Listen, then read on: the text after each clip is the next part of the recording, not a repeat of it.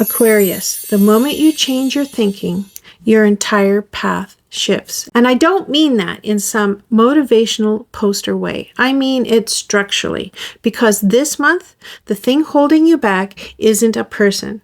It isn't your circumstances. It's a belief you've been carrying so long it feels like a fact. Your trap for April. Welcome to the Hidden Gate Tarot. Look at this card. A figure, blindfolded, surrounded by swords, bound, fenced in. And here's the thing every experienced reader knows about the Eight of Swords. The bindings are loose. The cage isn't locked. The prison is mental. And Aquarius, that's your April entrance. You're walking into this month believing something about yourself or about your situation that is not true. It might be, I'm not ready. It might be, nobody's listening. It might be, I can't do this alone.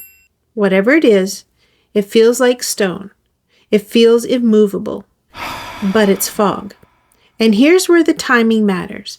Mercury's retrograde shadow, the one that's been smearing your thinking since late February, finally clears on April 9th. That's significant because what that means is for the first 2 weeks of March and into early April, your mind has been running on distorted information. Old fears replaying, past failures echoing louder than they should. Mercury retrograde in Pisces didn't just scramble your communication, it waterlogged your logic. It pulled you into emotional reasoning. And emotional reasoning for an air sign like you is a trap because you start treating feelings like facts. So the Eight of Swords isn't random. It's the residue. It's the mental fog that Mercury retrograde left behind, and it's crystallized into a belief, a self-limiting belief. Something you now accept as a constraint when it's actually just an echo. The swords around this figure aren't pointed at her. They're just standing there. The threat is perceived, and the longer you stand still, believing the cage is real, the more real it becomes. And that's the trap. You're not stuck. You are convinced you're stuck. And that's worse, because stuck, you can push through. Convinced, you don't even try. So, here's the interface. And that's the Hierophant, the mechanism through which the trap operates this month. Now, the Hierophant is one of the most misunderstood cards in tarot. People hear Hierophant and think religion, tradition, institutions, and yes, it includes all of that. But at its core, the Hierophant is about belief systems, the structures of thought you've inherited, the frameworks you didn't choose but absorbed, from your family, your culture, your education, the voices that got to you first. And for Aquarius in April, here's what's happening. The thing you believe that's keeping you caged, you didn't come up with it. Someone else's voice is wearing your mouth. A parent's caution, a teacher's dismissal, an ex's criticism. A system that told you your ideas were too strange or too early or too much. And the Hierophant as an interface means the trap works because it's disguised as wisdom. It's disguised as being realistic, as being careful. It has the weight of authority behind it, even if that authority was never earned and never questioned. And here's where April puts the pressure on. You've got the full moon in Libra on April 1st, right at the top of the month, illuminating your relationships, your agreements, the deals you've made. And some of those deals were made with old versions of yourself, promises to stay small, agreements to keep the peace by keeping quiet. And the full moon lights all of that up. Then, mid-month, the new moon in Aries on April 17th lands in your third house of communication, thinking, and immediate environment. This is a reset button for your mind. Aries energy doesn't ask permission, it ignites. And the new moon says you can plant an entirely new thought pattern here, a new belief, a new operating system. But the Hierophant warns, you won't do that if you're still bowing to the old one. You have to see the old doctrine for what it is first. Not wisdom, programming. Not truth, tradition. The Hierophant asks you to look at the altar you've been kneeling at and decide, did I choose this or was I placed here?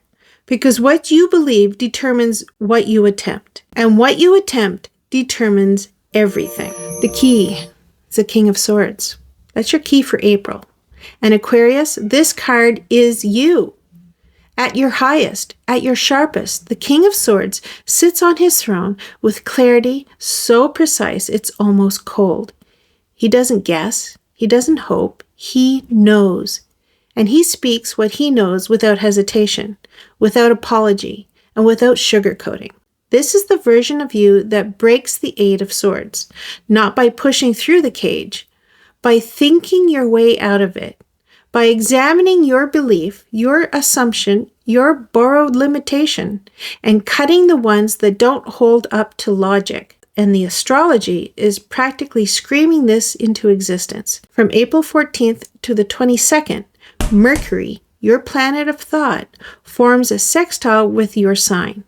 And it doesn't stop there. On the 14th and 15th, Mercury sextiles Uranus, your ruling planet.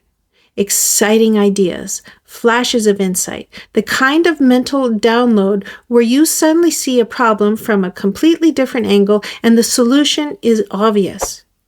Then on the 16th, Mercury conjuncts Neptune. And instead of a fog you've been wading through, this time it's vision. You see the bigger picture, the pattern behind the pattern. The imagination isn't drowning your logic anymore, it's fueling it. And on the 18th, Mercury sextiles Pluto in your sign. Deep, penetrating, focused thought. The kind that uncovers what's being hidden. The kind that looks at a belief and says, where did that come from? Is it mine? Is it true? And the real headline, the one I need you to hear, is April 25th. Uranus enters Gemini. Uranus is your planet. It rules Aquarius, and it's entering Gemini, a fellow air sign. For the first time in over 80 years. This is a generational shift, and it trines your sign. What that means for you is the way you think, the way you communicate, the way you process truth. It's about to undergo a revolution, not a crisis, a liberation. And the King of Swords doesn't just think clearly, he speaks clearly. He translates truth into language. And with Uranus entering Gemini, you are being given a new intellectual frequency, a new channel. And the cage of the Eight of Swords, those old beliefs, those borrowed limitations, they can't survive contact with this energy. They dissolve under scrutiny. They collapse under real questions. Your key this month is simple and absolute. Think for yourself. Speak what you find and do not flinch. The King of Swords doesn't ask permission to tell the truth. Neither should you. So here's the arc. Aquarius, you enter April blindfolded, not by anyone else, but by your own unexamined beliefs. The Hierophant shows you those beliefs aren't even yours. They're inherited, they're institutional, they're old, and the King of Swords hands you the blade to cut every single one that doesn't serve you. The moment you change your thinking, really change it, your entire path shifts. Not someday, this month. Mercury clears, your mind sharpens, and on April 25th, Uranus enters Gemini and rewires the way you process reality itself.